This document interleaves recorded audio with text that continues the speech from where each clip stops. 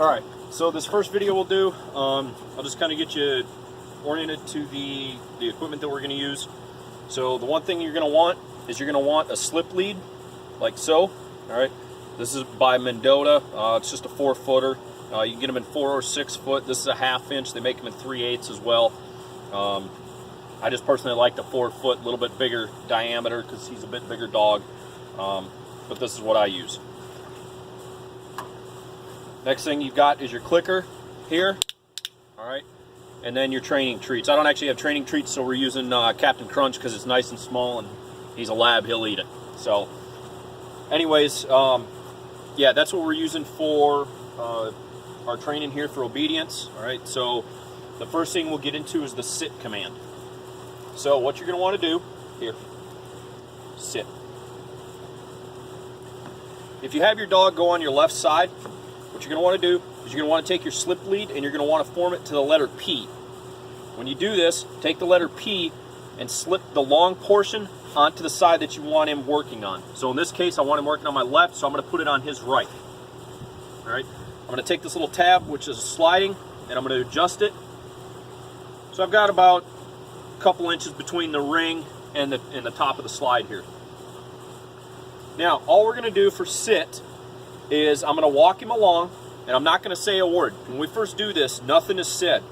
So he's going to associate pressure on his neck by pulling up with the lead to put his butt on the ground. Now you're going to see he's going to do this fairly easy because he's been trained at this since he was 8 weeks old. So I'll show you what I mean. So all we're going to do is he's going to walk along, and all I'm going to do is just pull up. As he sits, that pressure goes away. Good, good. Pull up. He sits, pressure goes away. All right. Now, here. The one thing I'm going to talk to you about with the clicker, sit, is I'll basically get him conditioned to the clicker. All right. If you start getting into psychology, B.F. Skinner, that's what all this stuff is modeled after. So what I'm going to do is I'm just going to click it. He knows what that click is, and I'm just going to give him treats. That's all I'm going to do. Click it, followed by a treat. Click, followed by a treat. And I'm going to do this about 5, 6, 7 times. So he associates this click with something positive, i.e. his treat. All right. So now, when we go to do our training, here, and as we're moving along, the key is to treat them within 1.5 seconds of the positive response that they give you. So as we're moving along, I'll have the treat in my hand, along with the clicker, and we're just going to walk along. Good, good. As you saw, I clicked and treated him. Pull up. Does what I wanted, click and treat. Here. Notice I'm not saying anything.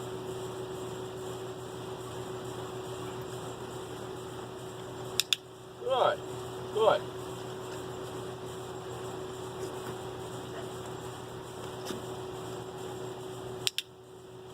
Now, if he fights and pulls, when you pull up on this, he's probably going to pull back and he's going to want to try and rip away from it. Just don't do anything. Just stand there and just hold pressure and wait him out. He's eventually going to sit. And when he sits, that's when you click and treat.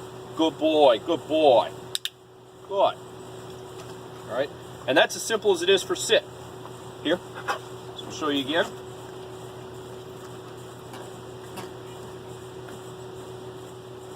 Good, good. Here. Now, that may take a few sessions. Again, here, sit. Just like with the prong collar, you want this slip lead high up in the neck, all right where the base of the skull meets the neck. All right, just like the prong collar. Here. Now, after a few sessions of just the pulling and him sitting, good boy. After a few sessions of that, then you can work in your sit command. So we'll walk along,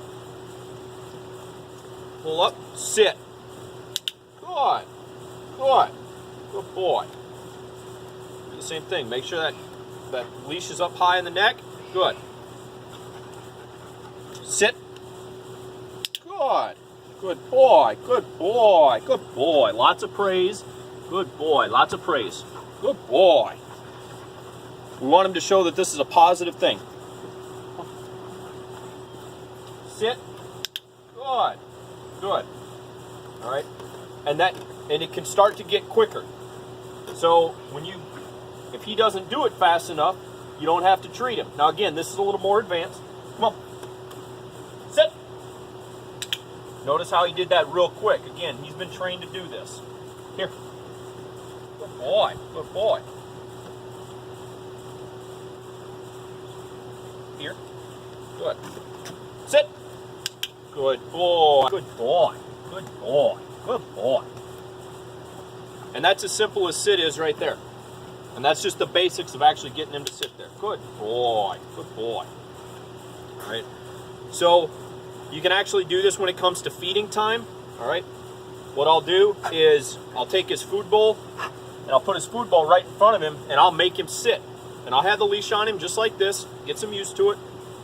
And then I'll release him with the word okay. That is his command. That okay, that command is done. We're going to go on to the next one. Okay. Sit. Good. Good. Okay. Okay, here. Sit. Good. Good. All right. So you got that down. Here. Okay.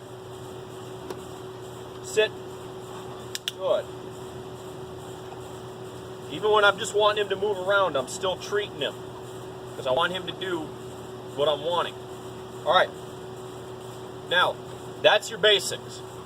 That's going to take you a few days. Once you get that done, then you can actually start getting into the extended sit. All right. So all you're going to do, you always have to be able to correct the dog. All right. You always have to be in control. So if you have to, get yourself a longer leash. I've got a 30-foot check cord here. But you can do it just with this. And all I'm going to do is I'm going to tell him to sit, sit. And I'm going to take one big step forward. Good. Good boy. Good boy. He sat. He did what he wanted or what I wanted him to do. So I clicked and treat. Do it again. Just one big step, immediately out. No. Sit. Good. Sit. Big step out. No. Sit. Big step out. And then immediately back. Good. Good. Sit. Big step out. Sit. Good. Good boy. All right. So there's one step. As you can see, we haven't visited obedience in a while, so, he's coming off of it a little bit. All right. So once you get that done, that was one big step. Next time we'll go two. Good. Sit. No. Here. Sit. Sit. Good. Good. There you go. Sit. Good. Sit. Good. Good. All right. And you can start lengthening out your distance, all right, and then immediately coming back. And then what you can do after that is you start increasing the time. Sit. And I'll actually run it on my watch. Start short, maybe 5-10 seconds. Good boy, good boy, good, good. Sit, good, sit. 1,000, 2,000, 3,000, 4,000, 5,000, 6,000, 7,000, 8,000, 9,000, 10,000. Good boy, good boy. So all we're doing is we're increasing that distance. Here, sit. Good. We're increasing that distance and we're increasing that time. All right. Eventually what you want to be able to do, and the point that I got him to, is I'll do it on my front porch. I'll have him sit or in the down position, and I'll actually go sit in a chair, and I've gotten the point up to about 5 minutes of him just sitting or laying down. And that's the point you want to get to. Again, it's just building upon it. All right. Now you'll notice out here, and you'll get this when you read it in the book, there's not very many distractions out here. I'm in the backyard. You know, got a couple of birds chirping, a couple of kids screaming, but there's no big distractions. What you want to do is you want to work up to those distractions. So right now we're in a very calm environment. When I want to work up to my distractions, I may start with a kid, you know, walking by at maybe 20, 30 feet away. And still he needs to be able to do this in the midst of distraction. That's how you get steadiness. Once he does well with that after a session or two, then I may have the kid walk by at 20, 30 feet away, but he may be bouncing a ball. It's more distraction, but he still needs to mind in the face of distraction. Does good at 20, 30 feet, I may move him in half the distance. Now he needs to be able to do the same thing. And eventually move it in, move it in, move it in, until the kid can go right by him, and the dog just ignores him and he does what he's supposed to. And you just keep upping those distractions. Eventually you're going to be able to walk him, you know, in the middle of PetSmart or something like that, and he's going to mind you no matter what the distraction is. So you train to distractions. You always start from the bottom and build up just little bits at a time, add in more distractions until he's got that down 100%. So that was the basics of sit. So if you've got any questions, just let me know. Sit, bench, bench, hold, sit, hold,